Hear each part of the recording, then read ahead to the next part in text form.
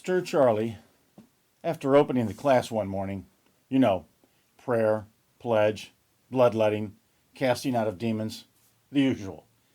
She began to talk to Owen and his classmates in an unusually sincere and completely uncharacteristic tenderness. Children, she said, though they had never been children before. She continued, what would be the greatest thing that could ever happen to a little sister of perpetual cramping and bloating? Immediately, all 27 of the blue-skirted, white-bloused girls, cruelly contorted by puberty, answered as one. To go to heaven, Stir. The boys were at that same moment all thinking in unison, I hope we don't have to get out our dicks today. But Stir Charlie had something else in mind. Yes, children, of course, but after that? She was clearly having trouble expressing herself using actual human emotions. But she finally had to blurt it out.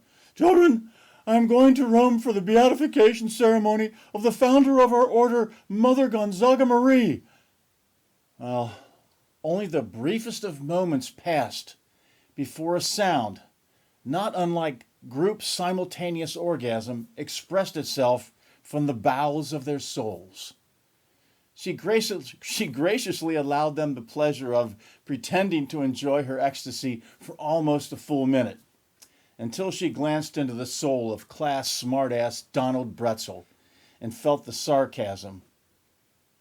With only one lightning bolt, she immediately silenced the room and returned to her vision.